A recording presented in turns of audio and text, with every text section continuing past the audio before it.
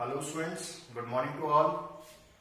In the last lecture, we were doing the topic of treatment of goodwill under the chapter retirement of a partner.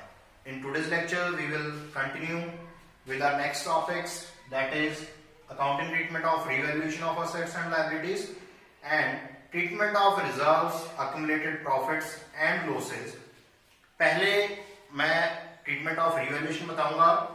Although ये treatment हम कर चुके हैं chapter number 3 और 4 में, change in ratio में और एडमिशन में ट्रीटमेंट बिल्कुल सेम रहेगा, लेकिन आज के लेक्चर में मैं आपको एक ऐसी एडजस्टमेंट बताऊंगा जो शायद हमने पीछे वाले चैप्टर्स में नहीं कवर की, और थोड़ी सी ब्रीफिंग रिवैल्यूएशन अकाउंट की दोबारा दे दूंगा उन बच्चों के लिए जो अभी अभी रिसेंटली ज्वाइन किया जिन्होंने। तो रिवैल्यूएशन अकाउंट की बात करते हैं। पहले आपको पता है रिवैल्यूएशन की नेचर क्या है, मैं पहले बता चुका हूं कि रिवैल्यूएशन अकाउंट एक नॉमिनल नेचर का अकाउंट होता है। इसका दूसरा नाम क्या है, profit and loss adjustment account. इसको profit and loss adjustment account भी बोला जाता है। इसकी नेचर मैंने बताया था कि नेचर इसकी रहेगी नॉमिनल। नॉमिनल मींस कि जितने भी लॉसेस होंगे, आपको बैलेंस शीट में असेट्स एंड लायबिलिटीज दी है, नीचे आपको उसकी रीवैल्यू नई वैल्यूज दी हुई है कि ऐसे ऐसे वैल्यू हुई है। अगर उनमें से लॉस अराइज हो रहा है तो वो डेबिट, अगर उनमें से प्रॉफिट आ रहा है तो वो क्रेडिट। अब मैं जो आज की एडजस्टमेंट है, दो एडजस्टमेंट बताऊंगा रिवैल्यूएशन की। फर्स्ट एडजस्टमेंट इज एडजस्टमेंट एक ही है डेटर्स की। कई बार डेटर्स गिवन होते हैं, प्लस वन में भी पॉइंट कंफ्यूजिंग रहा बच्चों के लिए। फाइनेंशियल स्टेटमेंट में जब आपको पढ़ाया जाता था debtors provision for bad debts and bad debts given होते थे, वहां पे भी बच्चों को कंफ्यूजन रहती थी। आज के लेक्चर में मैं कोशिश करूंगा कि वो भी कंफ्यूजन बच्चों की दूर हो जाए। सपोज आपको बैलेंस शीट में फर्स्ट में एक इमेजिनरी फिगर से प्रैक्टिकल प्रॉब्लम ले रहा हूं। बैलेंस शीट में सपोज आपको गिवन है कि डेटर्स गिवन है असेट साइड पे वर्थ ₹80,000, साथ में लेस करके दिया हुआ यहां पे कि provision for doubtful debts 4,000, net value given है 76,000। नीचे एडजस्टमेंट में आपको गिवन होगा कि bad debts amounted to rupees, bad debts amounted to ₹5,000 and provision is required at existing rate। ये आपको एडजस्टमेंट गिवन हो सकती है। रिटायरमेंट वाले चैप्टर में जो क्वेश्चन दिए होंगे ऐसी कुछ एडजस्टमेंट होगी आपको, तो इसके साथ कैसे आप डील करेंगे। देखिए फर्स्ट एडजस्टमेंट क्या है, adjustment number A and adjustment number B. Bad debts हो गए हमारे 5,000 रुपीज के। आपको पहले इंफॉर्मेशन क्या थी कि टोटल डेटर्स 80,000 के से, जिनमें से हमें लगता था कि 4,000 रुपीज ऐसे हैं जो शायद ना आए, उसके लिए हमने अलग से पैसे निकाल के रख लिए, उसे बोला जाता है प्रोविजन 4,000 रुपीज का। अब जब असल में during the year bad debts total कितने हुए हैं 5,000, तो जब बैड डेट्स होते हैं तो उसकी जर्नल एंट्री क्या रहती है, मैं जर्नल एंट्री पास करके दिखा रहा हूं। केस नंबर ए में बैड डेट्स सीधे इफेक्ट करते हैं आपके जो फर्दर बैड डेट्स होते हैं। Bad debts account debit to sundry debtors, इससे डेटर रिड्यूस हो जाते हैं आपके। अमाउंट क्या है 5,000, जितने रुपए के डेटर थे। ये था जब डेटर हुए आपके, जब आपका पैसा बैड डेट हुआ तब की एंट्री है। इसके बाद इन बैड डेट होने की वजह से अब इनको राइट ऑफ करना है आपने। राइट ऑफ कैसे करेंगे, देखिए हमारे टोटल बैड डेट्स हुए हैं 5,000 रुपीज के। आपने प्रोविजन बनाया हुआ था 4,000 रुपए आपके पास पड़े थे क्रेडिट में। अब उस प्रोविजन से आप बैड डेट्स राइट ऑफ कर सकते हो टू द एक्सटेंट ऑफ 4,000। 4,000 रुपया आप यहां से राइट ऑफ कर सकते हो। Entry will be, writing off की अगर एंट्री करें हम, that entry will be provision for doubtful debts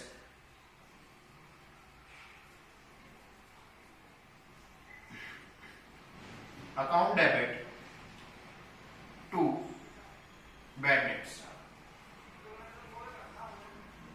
4,000। देखिए 4,000 रुपए आप आपका 4000 रुपीज आपने राइट ऑफ कर लिया, कहां से? प्रोविजन फॉर डाउटफुल डेट से आपने 4000 रुपीज जो बैड डेट्स के थे वो आप कवर कर चुके हो। लेकिन बैड डेट्स आपके बने कितने के थे? 5000 रुपीज के बने थे। इट मींस कि 1000 रुपीज और कवर करने हैं आपको। वो कहां से करेंगे? रिवैल्यूएशन के टाइम पे आपको मैंने बताया, अगर आपका 1000 रुपीज बैड डेट हुआ है जो आप कवर नहीं हो पा रहा, वो आपका क्या है? लॉस है। तो 1000 रुपीज जो कवर करने हैं मैंने यहाँ पे, उसके लिए मैं क्रेडिट कर रहा हूँ बैड डेट्स को। बैड डेट्स मैंने कवर कर लिए, लेकिन इसको चार्ज कहां से करूंगा फिर? वो हमारा revaluation account, revaluation account debit ₹1000। ये था हमारा फर्स्ट एंट्री का डिटेल ट्रीटमेंट, जहां पे बैड डेट होते हैं कि उनकी बैड डेट के वक्त की एंट्री क्या है, जब उसे राइट ऑफ करना है तब की एंट्री। अब सेकंड एंट्री देखिए उन्होंने क्या बोला है, provision is required at existing rate, कि प्रोविजन उसी रेट पे चाहिए जिस रेट पे पहले बने हुए थे। रेट आपको फाइंड आउट करना पड़ेगा। देखिए पहली पुरानी बैलेंस शीट में 80,000 पे 4000 रुपीज प्रोविजन बना हुआ था। अगर इसकी रेट निकालने, जैसे डेप्रिसिएशन में प्लस में रेट निकालते थे सिंपली परसेंटेज, आपको एक और एग्जांपल दे सकता हूँ रेट निकालने की। जैसे आप अपने मार्क्स निकालते हो, marks obtained upon total into 100, ऐसे provision made 4000 upon total debtors into 100, that will B 5%। जब आप इसको सॉल्व करोगे ये 5% आपके पास आ जाएगा। अब एग्जिस्टिंग रेट 5% था, इट मींस कि नई बैलेंस शीट में भी 5% प्रोविजन चाहिए आपको।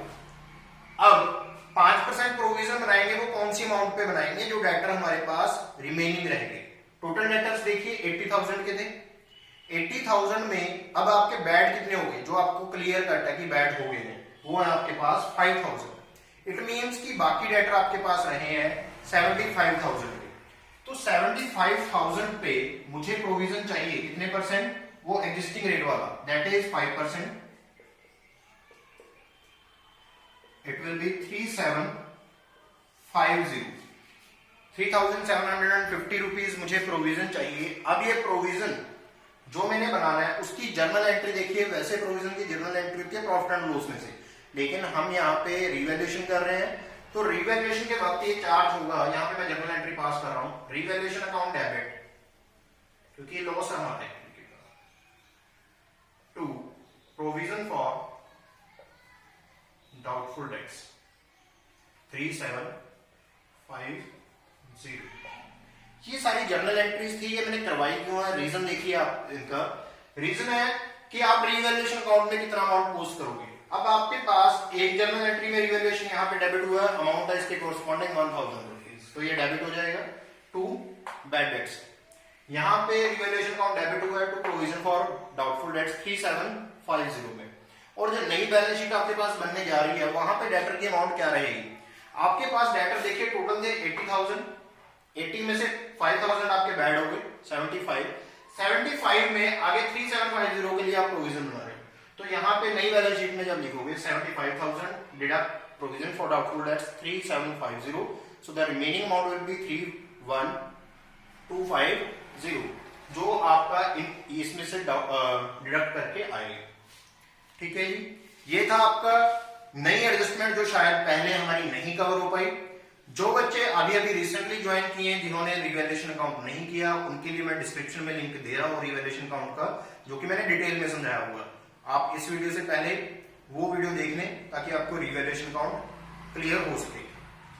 अभी इसी को अगर मैं मोल्ड करूं, क्वेश्चन की जो प्रैक्टिकल प्रॉब्लम दी हुई है वहां पे भी ये आपको दिया होगा, वहां पे फर्क क्या रहेगा? बस यहाँ पे अमाउंट्स का डिफरेंस रहेगा। डेटर्स आपको 1,50,000 दिए और 9,000 प्रोविजन बना हुआ है, 141 है यहाँ पे, और फर्दर बैड डेट्स आपको दिए होंगे कि 10,000 हो गए सपोज।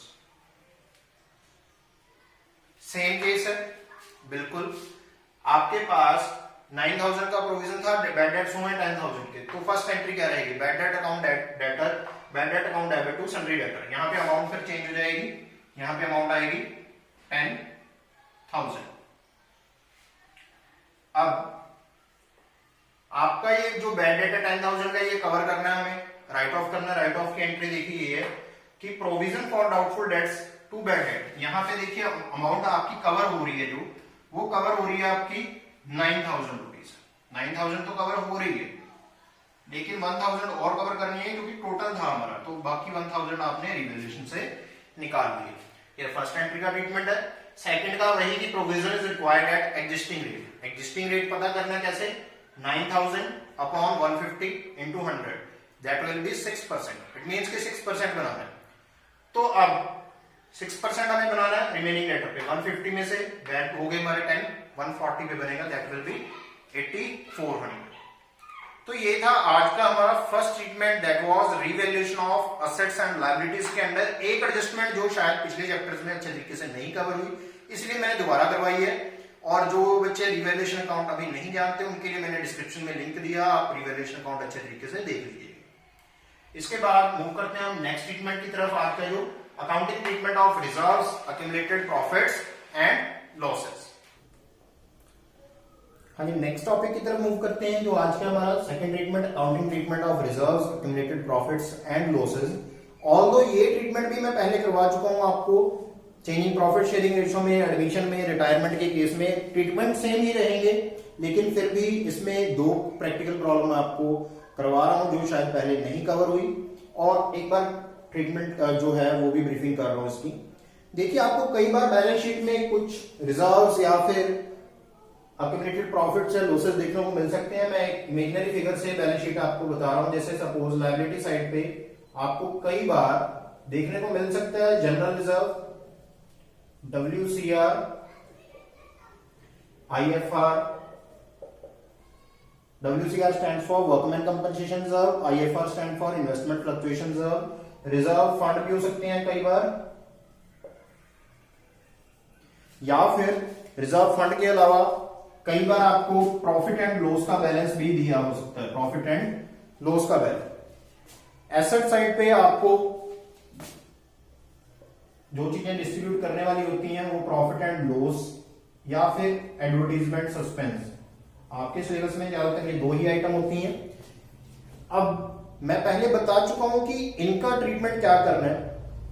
दो ट्रीटमेंट मैंने आपको बताए थे चेंजिंग रेशो के वक्त। फर्स्ट ट्रीटमेंट क्या है, जब भी आप देखो कोई इंफॉर्मेशन नहीं गिवन है, सिंपली आपको गिवन है कि ABC पार्टनर्स हैं 3:1 में, और आपके पास इनमें से कुछ भी पड़ा था, मैं एक ही चीज की वैल्यू ले रहा हूं, सपोज जनरल रिजर्व था 50,000 का,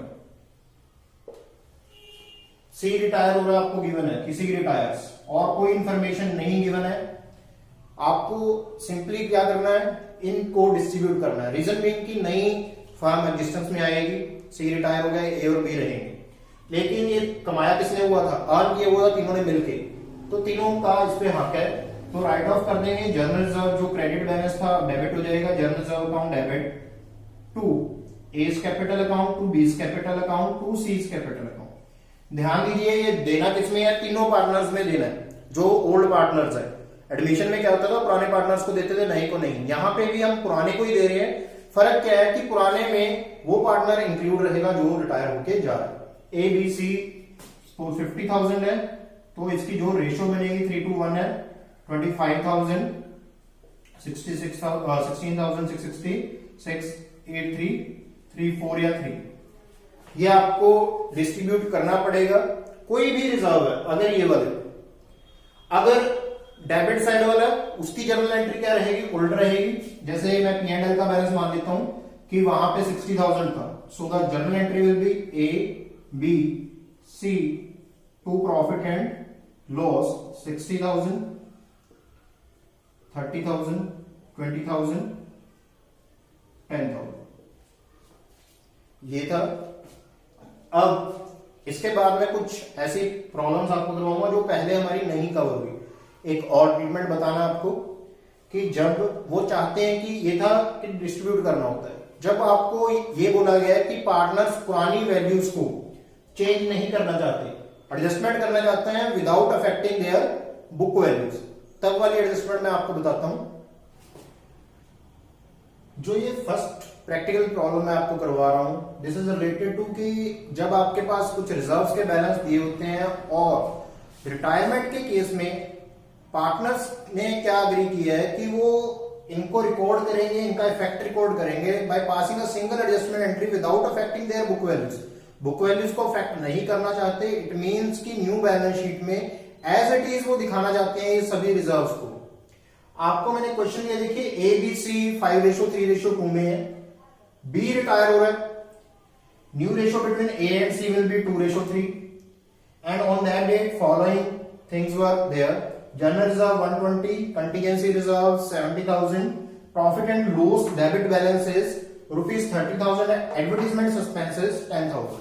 अगर क्वेश्चन विजिबल नहीं है इसलिए मैंने डिक्टेट किया है बच्चों को। अब इनकी सिंगल एडजस्टमेंट एंट्री पास करनी है हमें, तो रूल क्या कहता है, सबसे पहले गेन सैक्रिफाइस कैलकुलेट करेंगे। इस केस में आपको पता है ए का गेन निकालेंगे हम, as new share is 2/5, old share was 5/10।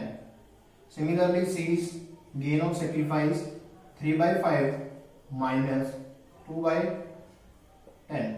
ये इनके ओल्ड शेयर थे, ये न्यू वाले थे, न्यू माइनस ओल्ड में कर रहा हूं by solving this. 10 4 minus 5 10 6 minus 2, it means 1/10 and 3/10, sorry 4/10, this is 4/10, it's gain sacrifice। इस केस में देखिए क्या है, ए है जो माइनस में आ रहा है, इट मींस ए सैक्रिफाइस कर रहा है, सी है 4/10 गेन कर रहा है, जो रिटायरिंग पार्टनर है बी, ये आपको पता ही है रिटायर हो रहा है इसलिए ये सैक्रिफाइस कर ही रहा है 3/10 के लिए। अब एंट्री क्या होती थी हमारी कि जो पार्टनर सैक्रिफाइस कर रहा है उसको पैसे देने हैं, जो पार्टनर गेन कर रहा है उससे पैसे लेने हैं। So the general entry will be gaining partners capital account debit to sacrificing partners.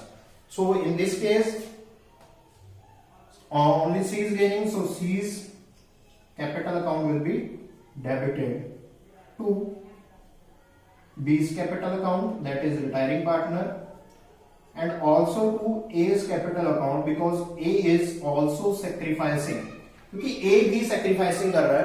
अब यहां पे बच्चों को दिक्कत आ जाती है, कंफ्यूजन क्रिएट हो जाती है कि अमाउंट क्या रहेगी। अमाउंट देखिए आपके पास टोटल अमाउंट, इसका नेट इफेक्ट ले लीजिए आप, 120 क्रेडिट बैलेंस है, 70 क्रेडिट बैलेंस है, दैट विल बी 190। 30,000 ये डेबिट का बैलेंस है तो माइनस करूंगा, एडवर्टाइजमेंट सस्पेंस भी डेबिट में होता है आपका एसेट साइड पे, ये दोनों में माइनस करूंगा। 190 में से 40 जा रहे हैं मेरे पास, तो ये मेरे पास आ रहा है 1,50,000। अब 150 का जो इनका शेयर है रिस्पेक्टिव में उससे मल्टीप्लाई कर देता हूं, जैसे सी का था 4/10, so it will be 60,000 and B is 3/10 45,000, A is 1/10, so 15,000। ये था उस केस में जहां पे पार्टनर्स क्या कह रहे हैं कि वो रिजर्व्स को डिस्ट्रीब्यूट नहीं करना चाहते, एज इट इज शो करना चाहते हैं by passing a single necessary adjustment entry. अब इसके बाद नेक्स्ट केस में आपके लिए मैंने एक एग्जांपल और लिया जहां पे बच्चों को कंफ्यूजन रहती है, लास्ट ईयर भी काफी बच्चे इसमें क्वेरी थी बच्चों की, इसलिए मैं आपको करवा रहा हूं। ये जो क्वेश्चन नंबर 2 है इस टॉपिक का, सेकंड क्वेश्चन एक बार रीड कर देते हैं हम। एबीसी पार्टनर है 2, 3, 4 में, A is retiring and the new ratio between B and C is 2:1। कुछ बैलेंसेस गिवन है, profit and loss debit balance 72, EPF 150, WCR 45, general reserve 120 and it was decided mutually, उनके बीच में म्यूचुअली ये decide हो रहा है that 25% of the general reserve is to be transferred to IFR, investment fluctuation reserve. आपको पता है जनरल रिजर्व नेम इसका जनरल है कि किसी भी पर्पज के लिए यूज हो सकता है, तो उन्होंने म्यूचुअली डिसाइड किया at the time of retirement कि 25% कहां पे ट्रांसफर होगा, आईएफआर में ट्रांसफर होगा जो फ्यूचर के लिए यूज किया जाएगा। बाकी 75% आपको यहां पे कोई इंफॉर्मेशन नहीं है तो आपको राइट ऑफ करने पड़ेंगे। अब देखिए मैं राइट ऑफ करके दिखा रहा हूं आपको, जो बैलेंसेस आपको पता है ईपीएफ, ये मैंने पहले भी रेड पेन से मार्क किया था लास्ट टाइम भी कि ये रिजर्व आपका नॉन डिस्ट्रीब्यूटेबल होता है। जब लास्ट वाली वीडियो मैंने आपको करवाई है तो उस टाइम पे भी मैंने बताया था कि ये नॉन डिस्ट्रीब्यूटेबल होता है। रीजन भी बताया था कि एक एक्सटर्नल लायबिलिटी है फर्म की, कोई रिजर्व नहीं है, हमारा अपना पैसा नहीं है, ये एक्सटर्नल लायबिलिटी है, so it is not going to be distributed. जो डिस्ट्रीब्यूट करने वाले हैं मैं वो डिस्ट्रीब्यूट कर रहा हूं। देखिए वर्कमैन कंपनसेशन रिजर्व है, workman compensation reserve account debit to old partners are A, B, C. Amount will be 45,000. Workman compensation की अमाउंट है 2A to B to C in the ratio of 2, 3, 4. So amounts will be 10,000, 15,000 and 20,000 respectively. ये थी आपकी workman compensation reserve को right of करने की entry. ये पुरानी है, इसमें कोई चेंज नहीं है. जो चेंज है वो बताऊंगा नेक्स्ट एंट्रीज में. नेक्स्ट है आपके पास प्रॉफिट एंड लॉस का डेबिट बैलेंस. डेबिट बैलेंस है तो इसको राइट ऑफ करने के लिए A, B, C account debit to profit and loss account. ये डेबिट हो जाएंगे कि नहीं, क्योंकि लॉसेज है. लॉसेज से की कैपिटल कम होगी तो प्रॉफिट एंड लॉस डेबिट हो जाएगा. अमाउंट किया है 72,000, 16,000, 24,000 एंड सॉरी यस 32,000. ये अमाउंट आएगी. मैंने 72,000 को 2:3:4 में डिस्ट्रीब्यूट किया. अब इसके बाद लास्ट एंट्री बचती है आपके पास जनरल रिजर्व की, जहां पे बच्चों को कंफ्यूजन क्रिएट हुई थी लास्ट ईयर. यहां पे लिखा क्या गया, it was mutually decided between them, कि सभी ने म्यूचुअली डिसाइड किया, अग्री हुए हैं वो, कि जनरल रिजर्व का 25% 25% कहां पे ट्रांसफर करना है, आईएफआर में. टोटल जनरल रिजर्व की अमाउंट क्या थी, देखिए जनरल रिजर्व राइट ऑफ कर रहे हैं हम, general reserve account debit. Total amount किसकी 1,20,000. अब इन्होंने कहा है कि 25% हमें आईएफआर में ट्रांसफर करना है. मैं ट्रांसफर कर रहा हूं to IFR. 25% that will be 30,000. ये मैंने 25% राइट ऑफ कर दिया to remaining partner, to A, to B, to C. Remaining is 90,000. 90,000 को मैं डिस्ट्रीब्यूट कर रहा हूं 20,000, 30,000 एंड 40,000. ये आपके अमाउंट्स आ गए. अब लास्ट ईयर बच्चों को डाउट क्या रहा, बच्चों ने जो क्वेरी ली कि जनरल रिजर्व को ट्रांसफर किया गया आईएफआर में, इन्वेस्टमेंट फ्लक्चुएशन रिजर्व, वो भी एक डिस्ट्रीब्यूटेबल रिजर्व होता है, कि उस रिजर्व पे रिटायरिंग पार्टनर कोई क्लेम करेगा या नहीं करेगा. देखिए ये कंट्राडिक्शन का पॉइंट था. डीके गोयल साहब से बात हुई मेरी, उन्होंने सॉरी टीएस अग्रवाल से भी बात हुई, डीके गोयल दोनों से बात हुई. उन्होंने बोला कि जब म्यूचुअली डिसाइड हो गया उनमें, तो जैसे आपको फर्स्ट चैप्टर में बताया गया था कि जो डीड में कह दिया वही फाइनल होगा, उस पर कोई एब्सेंस वाले प्रोविजन नहीं लागू होंगे. तो जब उन्होंने म्यूचुअली डिसाइड कर लिया तो आईएफआर में डिस्ट्रीब्यूट हो जाएगा और उस पर रिटायरिंग पार्टनर का कोई क्लेम नहीं रहने वाला. तो आज के लेक्चर में मैंने आपको दो ट्रीटमेंट करवाए हैं, treatment of revaluation of assets and liabilities, and second treatment was treatment of reserves, accumulated profits and losses. I hope कि सभी ने ध्यान से सुना होगा और सभी को समझ में आ गया होगा. जो भी इसके प्रीवियस वीडियो हैं, जिन बच्चों ने नए ज्वाइन किए हैं, उनके मैंने लिंक डिस्क्रिप्शन में दे दिए हैं दोनों के, वो आपको मिल जाएंगे यहां पे. With this, thank you, signing off.